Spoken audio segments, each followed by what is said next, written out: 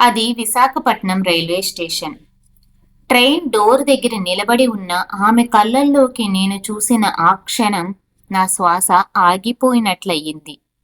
4 ఏళ్ల క్రిందట విడాకుల సమయంలో నేను ఆఖరిసారిగా ఆ కళ్ళుని చూశాను. అవును, అది అవే కళ్ళు.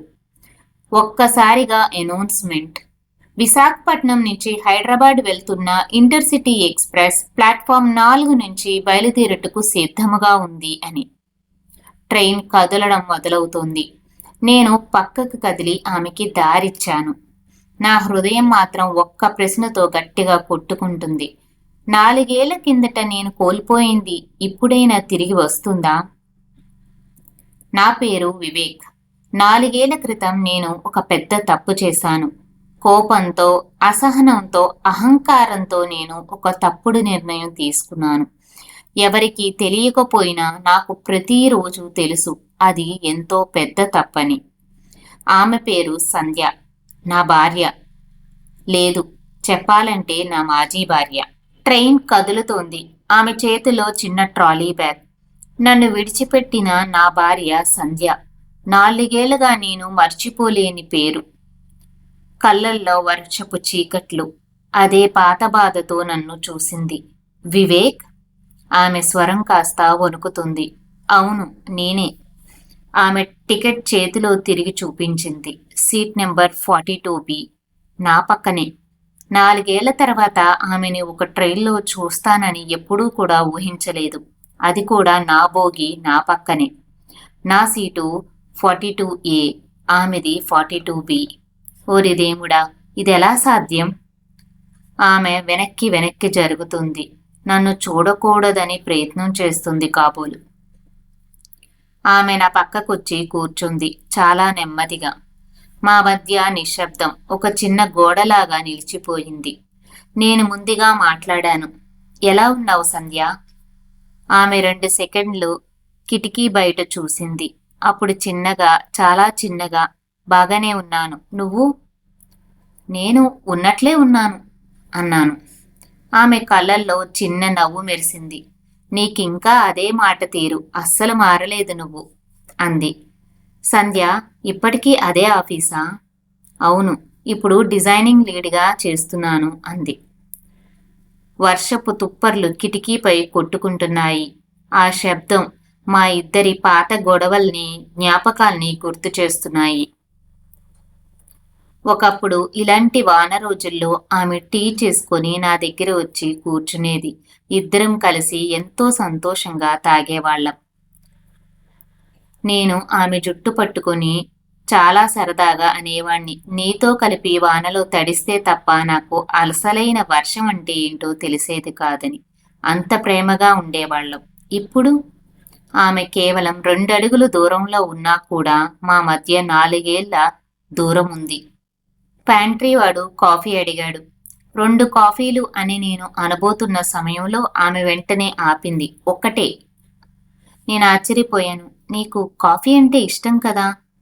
ఆమె నవ్వింది. ఇష్టమే, కానీ నీ పక్కన కూర్చొని ఇప్పుడు నేను కాఫీ తాగితే నా మనసుకి ఇంకా చాలా జ్ఞాపకాలు గుర్తొస్తాయి. అది నాకిప్పుడు వద్దు అంది.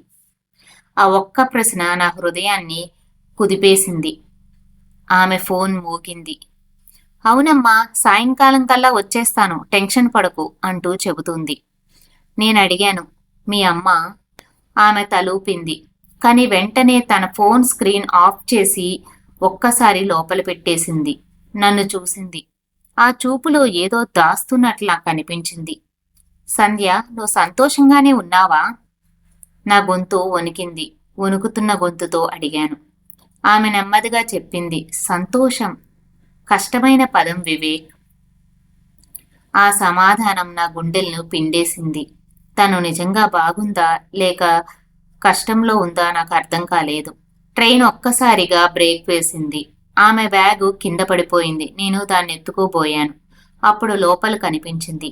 Hyderabad family court petition documents. Petition కవర్పై పెద్దగా అలా రాసి ఉంది. నేను షాక్ అయ్యాను. సంధ్య, ఇదేం డాక్యుమెంట్? ఏమిటిది? ఆమె ఒక్కసారిగా గట్టిగా శ్వాస తీసుకుని బ్యాగ్ నా చేతుల్లో నుంచి లాగేసుకుంది. వివేక్, ఇది నీకు చెప్పాల్సిన విషయం కాదు. ఫ్యామిలీ కోర్టుకి ఎందుకు వెళ్తున్నావు సంధ్య?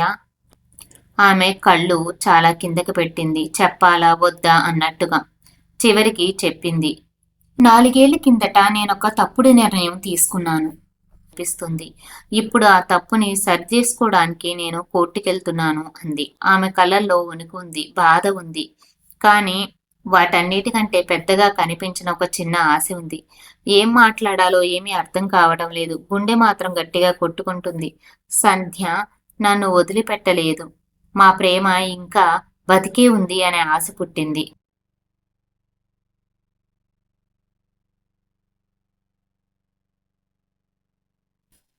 నేను నెమ్మదిగా సంధ్య అని పిలిచాను. తను నా వైపు చూసింది. నేను తనని అడిగాను, నువ్వు కోర్టుకెళ్తున్నావంటే అది నా కోసమా అని. తను ఏం చెప్పాలో తెలియలేదు. నెమ్మదిగా చెప్పింది, అవును, కానీ నువ్వు అనుకునేలాగా కాదు వివేక్ అంది. అది నాకు అర్థం కాలేదు. తను చెప్పింది, నేను విడాకులు మనం అప్లై చేసినప్పుడు చాలా మాటలు మాట్లాడాలనుకున్నాను, కానీ చెప్పే అవకాశం నాకు రాలేదు. నా మనసు అప్పుడు విరిగిపోయింది వివేక్ అంది. తను నన్ను అడిగింది, మనం మొదటిసారి గొడవపడిన రోజు నీకు గుర్తుందా అని. నేను అది మర్చిపోను. తనకి చెప్పాను, నేను అది మర్చిపోలేదు అని. ఆ రోజు తన ఆఫీస్ నుంచి చాలా లేటుగా ఇంటికి వచ్చింది. నేను ఎందుకు వచ్చింది ఏమిటి అని తెలుసుకోలేదు. నాకు తెలిసిన వివరాలను బట్టి తనని నేను దూషించాను. తనేదో చెప్పబోతుండగా నేను అది వినకుండానే తన్ని దూషించాను. అది నేను గుర్తు చేసుకున్నాను. తన కళ్ళల్లో కన్నీళ్లు. ఇంతలో తన ఫోన్ మళ్ళీ మోగింది. ఈసారి స్క్రీన్ మీద పేరు కనిపించింది, డాక్టర్ అర్జున్. తను ఫోన్ లిఫ్ట్ చేయలేదు, కట్ చేసింది. నేను ఆ పేరు చూడగానే ఒక్కసారి నా హృదయం గట్టిగా కొట్టుకుంది. ఎవరి అర్జున్? ఎందుకు తనకి కాల్ చేశాడు అనుకున్నాను. ఇంతలో ప్యాంట్రీ బాయ్ వచ్చాడు. మేడం, మీరు ఆర్డర్ చేసిన వెజ్ మీల్స్ అని చెప్పి తనకి ఇచ్చాడు. తను నేను ఆర్డర్ చేయలేదే అని అంది. నేను కూడా ఆర్డర్ చేయలేదు. తను నేను చేయనప్పుడు మరి ఎవరు చేశారా అనుకున్నాను. ఆ ప్యాంట్రీ అబ్బాయి ఈ సీట్ నెంబర్కి వెజ్ మీల్స్ ఆర్డర్ చేశారు మేడం. యాప్లో డీటెయిల్స్ ఉన్నాయి చూడండి అని చెప్పాడు. యాప్లో డీటెయిల్స్ తను చూడగా డాక్టర్ అర్జున్ ఆర్డర్ చేసినట్టుగా ఉంది. అది చూశాక నేను తనని అడగలేక ఉండలేకపోయాను. ఎవరి అర్జున్ అని తనని అడిగాను. తను నెమ్మదిగా చెప్పింది, నువ్వు తప్పుగా ఊహించుకోకో వివేక్, అది నువ్వు అనుకునేలాగా కాదు అంది. నేను మళ్ళీ అడిగాను తనని. తను నీ గురించి ఎందుకు ఆలోచిస్తున్నాడు, నీకోసం తనెందుకు ఆర్డర్ చేశాడు అని అడిగాను. అప్పుడు తను చెప్పింది, మనం విడాకులకి అప్లై చేసిన తర్వాత నేను చాలా డిప్రెషన్లోకి వెళ్ళాను. నా ఆరోగ్యం బాగా క్షీణించింది. మా అమ్మ వాళ్ళు నన్ను సైకియాట్రిస్ట్ దగ్గరికి తీసుకెళ్లాడు. అర్జున్ నా సైకియాట్రిస్ట్ డాక్టర్.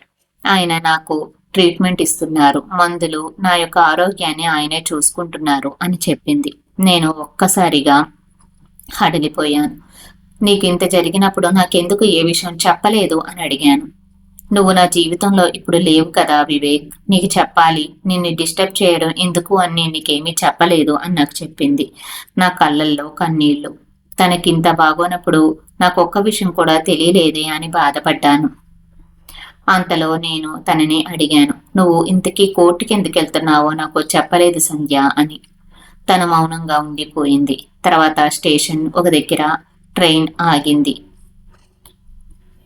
తను చాలా బాధపడుతున్నట్లు నాకు అనిపించింది. జనాలు ఎక్కుతున్నారు, దిగుతున్నారు, పక్క పక్కన కూర్చుంటున్నారు. తను మాత్రం నా వైపు చూడడం లేదు.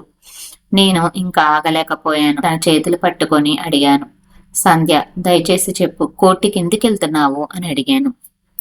తను ఏమీ మాట్లాడకుండా తన ఒక ఫైల్ తీసి నా చేతిలో పెట్టింది. దానిలో రాసి ఆ కవర్ పైన ఒక లైన్ ఉంది, withdraw of divorce reconciliation petition అని రాసి ఉంది. నాకు ఒక్కసారిగా సంతోషం అనిపించింది. తను మా డైవర్స్ పిటిషన్ ని విత్డ్రా చేసుకోవడానికి కోర్టుకి వెళ్తుందని అర్థమైంది. నేను షాక్ లో ఆమెను చూశాను. ఇది మన విడాకులు కుట్టేయడానికా అని అడిగాను. ఆమె తల ఊపింది. మా ప్రేమ మళ్ళీ మొదలవుతుంది అనే ఆశ నాలో ఉప్పొంగిపోయింది. నా కళ్ళల్లో నీళ్లు తుడుచుకుంటూ తన కళ్ళల్లో నీళ్లు నేను తుడిచాను. ఆమె నా ముందుకు వచ్చి అంది, నా మీద నేను చేసిన తప్పుల్ని నువ్వు నన్ను మన్నించు వివేక్. నువ్వు కోపంగా ఉన్నప్పుడు నేను మాట్లాడకుండా ఉండాల్సింది. నువ్వు ఒక మాట అంటే నేను 2 మాటలు అన్నాను, కానీ దాని ప్రతిఫలం 4 ఏళ్ల నుంచి నేను అనుభవిస్తున్నాను. నేను చేసిన తప్పుని సరిదిద్దుకోవడానికి ఈ విత్డ్రా పిటిషన్ ని కోర్టులో సబ్మిట్ చేయడానికి వెళ్తున్నాను అని చెప్పింది. నా గుండె ఒక్కసారిగా సంతోషంతో మెరిసిపోయింది. మా ప్రేమ మళ్ళీ మొదలవబోతుంది. ఈసారి నేను చేసిన తప్పు మళ్ళీ చెయ్యను. నేనామె చేతిని బిగించి పట్టుకున్నాను. నేను నీకున్నాను సంధ్య. ఎట్టి పరిస్థితుల్లో ఇంకోసారి చెయ్యి వదనను అని తనకి చెప్పాను. ప్రేమను కోల్పోయేది విరహంతో కాదు, మాటలతో కాదు. మౌనం పెద్ద గోడైతే మాటలు మంచి వంతెన. మనసులు ఒక్కసారి నిజంగా మాట్లాడితే విడిపోయిన ప్రేమ కూడా తిరిగి వస్తుంది. వివేక్ అండ్ సంధ్య మళ్ళీ కలుసుకున్నారు. విడాకులు రద్దయ్యాయి. జీవితం మళ్ళీ మొదలయ్యింది. ఈ కథ మీకు నచ్చిందా? నచ్చినట్లయితే నా ఛానల్ తప్పకుండా సబ్స్క్రైబ్ చేసుకోండి. నా వీడియోకి ఒక లైక్ చేయండి. ధన్యవాదాలు. Thank you.